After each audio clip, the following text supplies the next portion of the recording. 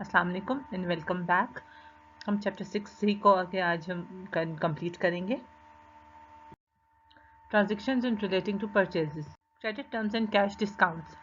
Manufacturers और wholesalers जब अपने प्रोडक्ट के मर्चेंडाइज सेल या परचेज ऑन अकाउंट कर रहे होते हैं तो कुछ अपनी इन्वॉइसेस पे स्पेसिफिक टर्म्स क्रेडिट के यूज़ कर रहे होते हैं अपनी, जिसका एक स्टैंडर्ड मतलब होता है जो कि अगर जहाँ कहीं लिखा जाए तो जो डीलर सेलर और परचेजर होता है उसको एक मतलब का फिक्स मालूम होता है और वो उसके अकॉर्डिंगली ही बिहेव करता है। जिस तरह कि हम सबसे पहले देख लेते हैं,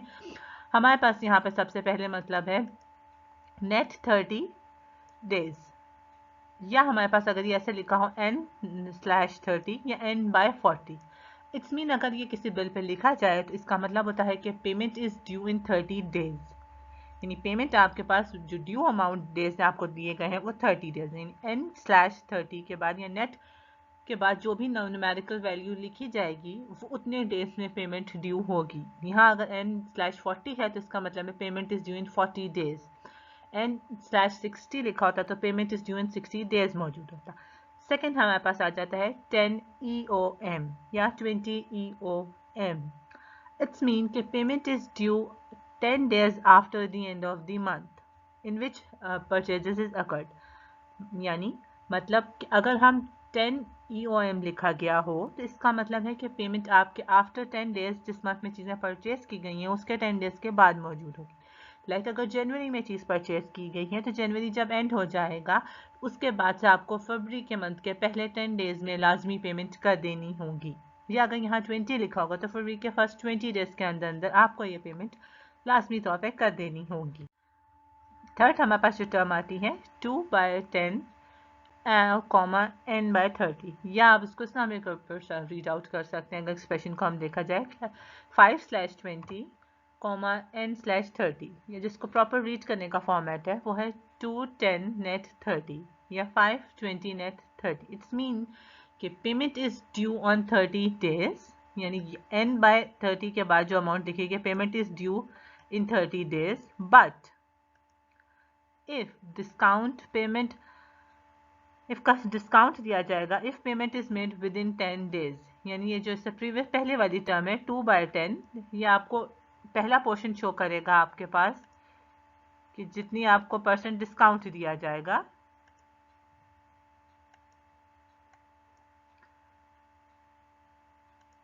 यानी ये जो 2% है ये आपका शो करता है आप फर्स्ट अमाउंट इतने परसेंट डिस्काउंट की, और देन आपके पास इस बाद आके जो टर्म लिखी गई है वो शो करती है आपको इतने डेज रिक्वायर्ड की। जिस तरह कि अगर हम आगे केस में देख लें हमारे पास 5% डिस्काउंट मिलेगा इफ पेमेंट 20 डेज में कस्टमर विद इन 20 डेज में पेमेंट कर देगा, और आपकी वैसे फुल पेमेंट की ड्यू है n/30 ही, यानी ड्यू पेमेंट है payment is due in 30 days but the buyer में take a 5% discount if payment is made within 20 days. यानी जो आपकी सबसे पहले टर्म लिखी जाएगी इस फॉर्मेट में वो आपकी उतने x% का डिस्काउंट मौजूद होगा उस स्लैश के बाद, या जो भी अमाउंट लिखी जाएगी वो नंबर ऑफ डेज होंगे वाई जो शो करेंगे कि पेमेंट इतने ड्यूरेशन में मिल जाए। तो n/30 का हमने प्रीवियस स्लाइड पे देख लिया था, n/30 का मतलब हमारे पास ये होता है कि इतने दिन में पेमेंट ड्यू मौजूद है। लेकिन अगर ये आपको जो अर्ली टाइम पीरियड ये आपको जो डिस्काउंट दे रहा था फिक्स ड्यूरेशन उसको हम डिस्काउंट पीरियड कहते हैं या अर्ली इनकैशमेंट कह रहे होते हैं, और अगर ये जो कस्टमर दे रहा था उसको आप कैश डिस्काउंट कहा जाता है इस प्रोसेस को। और यही अगर बायर के एंगल से देखा जाए तो ये परचेज डिस्काउंट है, और वेराज अगर ये सेलर सम्स को तरफ से देखें तो ये सेल्स डिस्काउंट आपको कहा जाएगा। मोस्ट कंपनीज हम कोशिश कर रही होती हैं कि वो अपनी कंपनीज को डिस्काउंट टाइम पीरियड में अवेल कर लें ताकि उन्हें थोड़ा सा प्रॉफिट हो जाए। जब वो रिकॉर्ड करने होते हैं तो उसका 2 प्रोसेस होते हैं, एक नेट कॉस्ट और एक ग्रॉस प्राइस पे। सबसे पहले जो नेट कॉस्ट होती है हम इन ओरिजिनल प्राइस में से माइनस कर देते हैं डिस्काउंट के अमाउंट जिसके बाद कंपनीज रिकॉर्ड कर। हम एग्जांपल देख लेते हैं, 100 कंप्यूटर स्प्रेडशीट्स परचेज की गई हैं, ईच $100 से हैं तो टोटल अमाउंट 10,000 देनी है। कंपनी ने हमें ऑफर दिया है payment due in 30 days. If customer make the payment within 10 days then 2% discount will be given, यानी n/2/10, n/30। तो आपको कंपनी के यहाँ जो डिस्काउंट पीरियड के बाद विद इन परचेजेस में जो की गई है उसमें डिस्काउंट कैलकुलेट करने के बाद आपके पास टोटल अमाउंट आएगी 9800 और 98% अमाउंट आपको पे करनी होगी। तो यहाँ आप जब इन्वेंट्री रिकॉर्ड करेंगे सबसे पहले हम देख लेंगे इन्वेंट्री हम डेबिट साइड पे करेंगे और क्रेडिट साइड पे हमने उसको अकाउंट पेएबल को 9800 से क्रेडिट साइड पे लिख दी। इसकी कैलकुलेशन अगर आप देखना चाहते हैं तो ये हम इसमें देख रहे हैं कि हमने 2% 10,000 का कैलकुलेट किया, वो 200 है। जब हमने इसको 10,000 में से माइनस कर लिया तो 9800 अमाउंट हमारे पास आ जाती है। ये हमारे पास उसकी कैलकुलेशन है जो ये 9800 अमाउंट आएगी। यहाँ हमने उस आफ्टर रिकॉर्डिंग हमने इस पेमेंट को नेट कॉस्ट पे रिकॉर्ड किया गया है। What if they fails to pay? if अगर कंपनी सिटी कंप्यूटर सिटी वालों की जो कंपनी थी इन्होंने इस डिस्काउंट पीरियड में पेमेंट नहीं कर सके इस ड्यूरेशन डिस्काउंट टाइम पीरियड के दौरान, तो उन्हें फुल फ्लेज पेमेंट देनी पड़ेगी। अब उसके लिए जर्नल की एंट्री रिकॉर्ड की जाएगी आफ्टर डिस्काउंट पीरियड जो गुजर जाने के बाद। अकाउंट पेएबल में 98,000 और डिस्काउंट लॉस्ट में 200। तो जब कैश पेमेंट 10,000 फुल फ्लेज की जाएगी तो उसके एडजस्टमेंट इस तरह से करेंगे कि अकाउंट पेएबल डेबिट साइड पर 98,000 से और परचेज डिस्काउंट लॉस्ट 200 से डेबिट साइड पे करेंगे और कैश हमारे पास यानी फुल फ्लेज हमने कैश 10,000 दिया है तो उसके लिए हमसे क्रेडिट साइड पे करेंगे।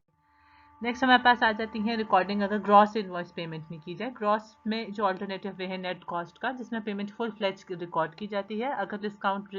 अचीव कर लिया जाएगा देन उस केस में हम इसकी री एंट्री जर्नल में दोबारा एंट्री करेंगे। उस केस में हमारे पास इन्वेंट्री 10,000 के सेम क्वेश्चन के लिए हम देखते हैं इन्वेंट्री 10,000 ही रहेगी और अकाउंट पेएबल 10,000 ही रहेंगी यानी 100 पर स्प्रेडशीट के हिसाब से $100 की cost per. What if they made the payment? अब इस केस में अगर उन्होंने पेमेंट कर दी है प्रॉपर्ली कंपनी ने यानी डिस्काउंट अवेल कर लिया है तो अब हमें 10,000 की जगह हमें 98,100 देनी होगी अमाउंट। उस केस में अकाउंट पेएबल तो हमारे पास 10,000 ही रहेंगे लेकिन कैश की अमाउंट 9800 जो पेमेंट दी थी और परचेज डिस्काउंट टेकन के साथ 200 हम सब डिवाइड कर लेंगे। तो इस केस में टोटल कैश 9800 दिया जाएगा लेकिन ये कि हमें डिस्काउंट 200 डिस्काउंट मिला तो उसकी एंट्री हम रिकॉर्ड कर लेंगे यानी अकाउंट पेएबल हमें डेबिट साइड पे होगा 10,000 से कैश और हमें 9800 पर और परचेज डिस्काउंट टेकन 200 से हम करेंगे। नेक्स्ट हमारे पास आ जाता है रिटर्न ऑफ अनसेटिस्फैक्ट्री मर्चेंडाइज। अगर आपके पास कुछ मर्चेंडाइज मौजूद हैं जो कि अनसेटिस्फैक्ट्री हैं या प्रॉपरली वर्क नहीं कर रही हैं हमारी इसमें, जैसे कि इन्होंने 5 स्प्रेडशीट प्रोग्राम्स के देखे कि जो सही वर्किंग नहीं कर रहे थे या अप टू द मार्क नहीं हमारे पास आए थे तो जिन्हें हम वापस करेंगे यानी उन 500 की प्राइस 5 प्रोडक्ट्स की प्राइस 500 है 100 पर प्रोग्राम के हिसाब से और जिसमें हमने नेट कॉस्ट से रिकॉर्डिंग की थी और डिस्काउंट पे हम के हिसाब से हमें ईच की प्राइस 940 डिस्काउंट पड़ रही थी। तो जब हमने अब रिकॉर्ड की तो अकाउंट पेएबल में हमने 490 से हमने डायरेक्ट क्रेडिट किया है और इन्वेंट्री में हमने उसको नेट कॉस्ट की 490 से हमने नेट कॉस्ट हमने एडजस्टमेंट की है यानी हमने अकाउंट पेएबल अब जो हमें पेमेंट करने थे वो हमारे पास से कम हो गए हैं जिससे हमने तो 490 हो जाएगा क्रेडिट डेबिट साइड पे और हमारे पास इन्वेंट्री आ जाएगी जो कम हो गई है हमारी 490 की अमाउंट के साथ। नेक्स्ट हमारे पास आ जाएंगे अब transaction relating to sales credit terms and merchandise returns. Sometimes हमारे पास जो कस्टमर्स हम सेल किए जाते हैं वहाँ पर भी हमें नेट सेल्स और उस सारे प्रोसेस के दौरान हमें कैलकुलेशंस की ज़रूरत होती है। कुछ हमें कस्टमर सेल्स रिटर्न्स करते हैं, कुछ हम सेल्स के टाइम पे डिस्काउंट दे रहे होते हैं और समटाइम्स को हम अलाउंसेस दे रहे होते हैं। तो हम जब रिकॉर्ड कर रहे होते हैं अपनी इन्वेंट्रीज में तो हम उसके टोटल नेट सेल्स जहाँ मौजूद लिख रहे होते हैं उसमें हम ये सारी चीज़ों को एडजस्टमेंट करके अपनी इनकम स्टेटमेंट में शो करते हैं। जैसे कि यहाँ एक एग्जाम्पल में हमने अपनी पार्शियल इनकम स्टेटमेंट शो की है। उस इनकम स्टेटमेंट में आप देख सकते हैं कि रेवेन्यू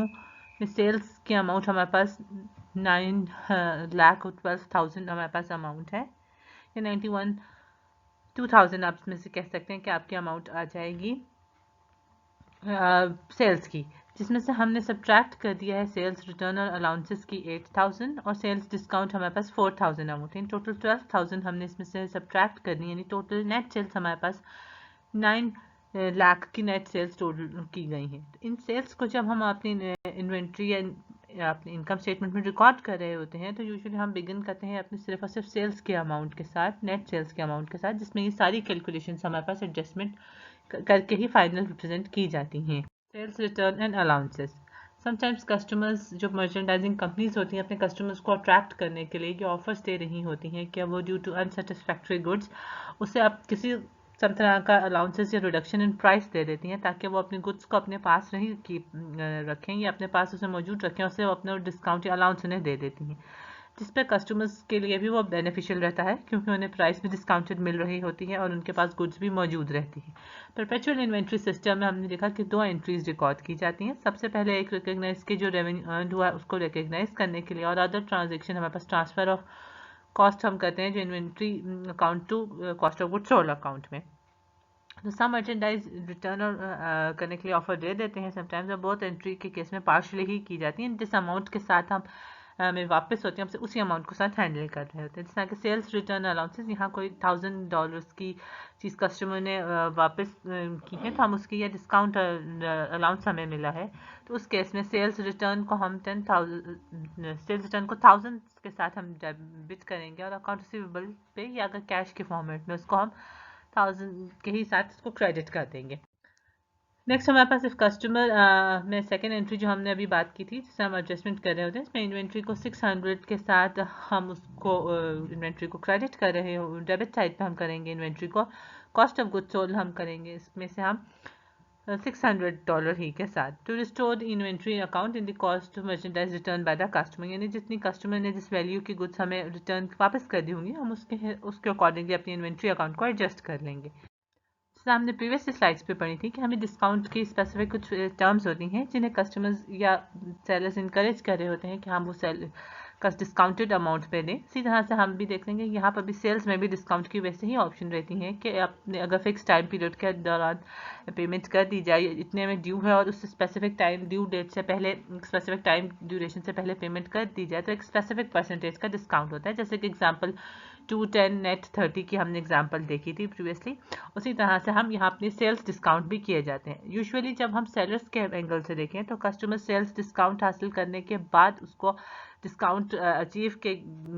हासिल करने के बाद डिस्काउंट अचीव कर लेने के बाद रिकॉर्ड करते हैं, वरना यूजुअली अपने पास अकाउंट रिसीवेबल्स की जो पेमेंट करते हैं वो उनको सिर्फ ग्रॉस इनवॉइस पे ही रिकॉर्ड कर रहे होते हैं।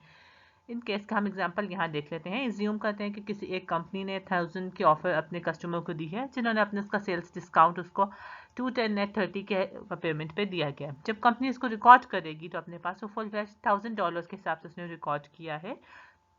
यानी अकाउंट रिसीवेबल्स डेबिट साइड पे आ जाएंगे 1000 के साथ और सेल्स के पे वही उतनी ही 1000 अमाउंट क्रेडिट हो जाएगी।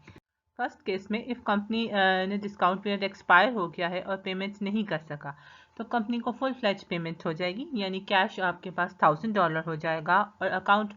रिसीवेबल्स में $1000 के साथ होगा। इन केस कंपनी ने विद इन डिस्काउंट पीरियड में पेमेंट कर दी है तो उस केस में हम रिकॉर्ड करेंगे अपनी इन्वेंट्री को 980 के साथ, यानी हम डिस्काउंटेड अमाउंट पर रिकॉर्ड करेंगे। उसकी एंट्री हम किस तरह से करेंगे कि कैश हम 980 रिसीव हो रहा है, हमने उसको मेंशन कर लिया अपनी डेबिट साइड पे, सेल्स डिस्काउंट जो हमें डिस्काउंट हमने दे दिया है उसको $20 को हमने अपनी डेबिट साइड पे कर लिया और टोटल अकाउंट रिसीवेबल 1000 आ गई, यानी हमने अपने अकाउंट रिसीवेबल्स को 1000 ही मेंटेन रखा है और जितना कैश रिसीव हुआ है हमने 980 कैश रिसीव हुआ है और हमने जो उसने सेल्स डिस्काउंट दिया था उस डिस्काउंट में 20% हम $20 का हमने वहाँ पर एडजस्टमेंट कर ली। तो टोटल हमारे पास इसकी फाइनल जो सिचुएशन बनेगी कैश और सेल्स डिस्काउंट डेबिट साइड पे रहेंगे और अकाउंट रिसीवेबल्स क्रेडिट साइड पे रहेंगे, यानी कैश हमें 980 रिसीव हुआ है जिसपे डिस्काउंट दिया है $20 का और हमने अकाउंट रिसीवेबल्स जो हमें आने थे वो $1000 आने थे। नेक्स्ट हम डिलीवरी एक्सपेंस है। इफ सम सेलर्स कॉस्ट में करते हैं तो डिलीवरी एक्सपेंस किसी भी चीज़ का वो आपकी एक्सपेंस अकाउंट में डेबिट होता है एंटाइटल्ड एज डिलीवरी एक्सपेंस की तरह से, और इनकम स्टेटमेंट में delivery expense is classified as regular operating expense not at the part of goods sold. It's mean कि हम जब डिलीवरी एक्सपेंस यानी कोई भी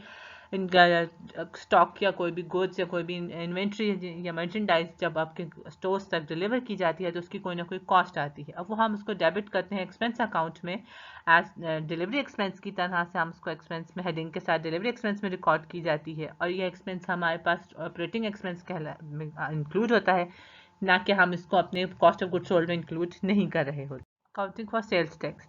sales tax are imposed many states, हमारे पास बहुत सारे स्टेट्स हैं जिसमें टैक्सेस इम्पोज किए जाते हैं। कंपनीज पे जो सेल और परचेज की जाती हैं उन पर टैक्सेस करते हैं। यूजुअली टैक्सेस जो इम्पोर्ट वो कस्टमर्स पे इम्पोर्ट होते हैं, इम्पोज किए जाते हैं, ना कि हमारे जो सेलर्स हैं वो यूजुअली नहीं इम्पोज उन पर होते। यानी लेकिन फिर भी सेलर का ये फ़र्ज़ बनता है या सेलर की रिस्पॉन्सिबिलिटी होती है कि वो अपने कस्टमर से टैक्स रिसीव करे, उसको टैक्स रिटर्न फाइल करे, जो भी प्रोसेस उनके गवर्नमेंट की एजेंसीज की तरफ से प्रॉपरली प्रोसेस मौजूद है टैक्स फाइल करने का, उसके अकॉर्डिंगली फाइल करे। अगर कोई ट्रांजेक्शन सेल्स पे हो रही है तो सेल्स टैक्स उसी पॉइंट पे रिसीव हो जाता है जब वो सेल्स ट्रांजेक्शन की जाती है। और अदरवाइज अगर ये क्रेडिट पे किया जाए तो आपके पास वो अमाउंट आपकी सिमिलरली अपने उसी अमाउंट में जो सेल्स की जाती है उसमें इंक्लूड होती है, और जब कस्टमर पेमेंट कर रहा होता है उस टाइम पे रिसीव हो जाती है। हम एक एग्जांपल देख सकते हैं, यानी अगर किसी चीज़ की प्राइस 70 है, हम सपोज कर लेते हैं कि $1070 किसी चीज़ की प्राइस है, तो इसमें 70 उसका सेल्स टैक्स की अमाउंट है और सेल्स ओरिजिनल प्रोडक्ट की प्राइस $1000, यानी जब वो 170 पे कर रहा है तो उसमें $70 अपने टैक्स के पे कर रहा है। इनके अगर ट्रांजेक्शन हम कंप्यूटराइज्ड जो रिकॉर्ड जनरल में हो किया जा रहा होता है कंप्यूटर सिस्टम में, हम उसमें सेल्स की रिकॉर्डिंग अगर टैक्स की देख सकते हैं तो हम यहाँ पर एग्जांपल देख सकते हैं कि कैश हमारे पास टोटल जो कैश रिसीव हुआ है वो 170 $1070 का कैश हमें टोटल रिसीवेबल अमाउंट है, जिसमें हमने 70 टैक्स की अमाउंट है जिसे हमने क्रेडिट साइड पे नोट करेंगे और सेल्स को हम 1000 के साथ क्रेडिट साइड पे नोट करेंगे। टोटल जितनी हमें टोटल कैश रिसीव होगा वो हम 1070 वो उसका उसी अमाउंट का से बना हुआ होगा जिसमें हमारे पास सेल्स की प्राइस, 7% टैक्स की प्राइस और टोटल 1000 हमें उस प्रोडक्ट की प्राइस है। क्रॉस प्रॉफिट मार्जिन्स, कभी भी हम अपनी सिर्फ सेल्स इंक्रीज होती जाएं या जस्ट ओनली सेल्स पे फोकस्ड रहें, जिसे बहुत ज़्यादा बढ़ाते जाएं, तो ये इस बात की श्योरिटी नहीं देती कि कंपनी इंक्रीजिंग प्रॉफिटेबिलिटी बिजनेस हमें दे रही है। हमें सम अदर प्रॉफिट के हिसाब से हमें प्रोडक्ट्स को देखना पड़ता है कि कुछ ज़्यादा प्रॉफिट होती हैं, कुछ कम प्रॉफिट होती हैं, जैसे हमें उसके अकॉर्डिंगली हमें इस बात को मैनेज करना पड़ता है कि कंपनी के ट्रांजेक्शन्स में हमें ग्रॉस प्रॉफिट रेट पे फोकस रखना पड़ता है, जो कि इस बात को शो कर सके कि हमारी कंपनी प्रॉफिट में जा रही है या नहीं जा रही है। हमारे पास अगर हम देखें तो इस चीज़ के लिए ग्रॉस प्रॉफिट रेट फाइंड करने के लिए हमें नेट सेल्स की मेजर ज़रूरत होती है और ग्रॉस प्रॉफिट की ज़रूरत होती है। जो ग्रॉस प्रॉफिट फाइंड हम अपने नेट सेल्स और कॉस्ट ऑफ सेल्स के अकॉर्डिंगली ही करते हैं, यानी net sales minus cost of sales के अमाउंट से हम करते हैं तो हमारे पास ग्रॉस प्रॉफिट की वैल्यू होती है। जैसे कि इस एग्जाम्पल में हम देख सकते हैं कि हमारे पास नेट सेल्स की वैल्यू गिवन है, जिसमें से हमने सब्ट्रैक्ट कर लिया अपने कॉस्ट ऑफ सेल्स की, तो फाइनली हमें ग्रॉस प्रॉफिट की वैल्यू हमें आ गई। अब जब हमने हमसे प्रॉफिट फाइंड आउट कर लिया है तो हमारे पास टोटल आया है 33.87%, यानी हमने नेट से gross profit divided by net sales किया तो हमारे पास 33.87% आंसर आ गया। यूजुअली ये इन्फॉर्मेशन को हम अपने प्रीवियसली ईयर्स के साथ कंपेयर कर रहे होते हैं ताकि हमें इस बात का अंदाज़ा हो कि हमारा किस तरह का प्रॉफिट पैटर्न चल रहा है। अगर ये इंक्रीजिंग में है, यानी ये प्रीवियस ईयर से नेक्स्ट ईयर का ज़्यादा आ जाए, तो इसका मतलब है कि मार्केट की सक्सेसफुल मार्केटिंग स्ट्रेटजीज मौजूद हैं। फॉर एग्जांपल अगर हमारे पास इस ईयर में प्रीवियस ईयर में 33.87% हमारे पास पीरियड एक था 2019 में, और इस साल के एंड पे जब हमने कैलकुलेट किया है अपना प्रॉफिट तो 38% आया। तो इट्स मीन कि हमारी कंपनी एक सक्सेसफुल मार्केटिंग स्ट्रेटजीज को अपना रही है और एक प्रॉफिटेबल बिजनेस में जा रही है। फर्स्ट वर्षा अगर हम इस केस में देख लें कि हमारे पास 33.87 2019 का था और हमें पास 2020 में हमारे पास 36% आया था, इट्स मीन हमारे पास डिक्रीज हो गया है। तो इट्स मीन हमारे अलार्मिंग सिचुएशन है, हमें फोकस करना चाहिए अपनी मार्केटिंग स्ट्रेटजीज पर। ये इंटेंस मार्केट कंपटीशन होगा, तो इस केस में हमें ये डिमांड किसी प्रोडक्ट की हमारे पास डिक्रीज हो रही है तो वी हैव टू फोकस अपनी स्ट्रेटजीज पर करने की ज़रूरत है कंपनी को, ताकि वो प्रॉपरली अपनी स्ट्रेटजीज मेंटेन इम्प्रूव कर सके और अपने प्रॉफिट को इंक्रीज कर सके। हम एक एग्जांपल के साथ देख लेते हैं, डेमोन्स्ट्रेशन एग्जांपल जो हमें बुक में गिवन है।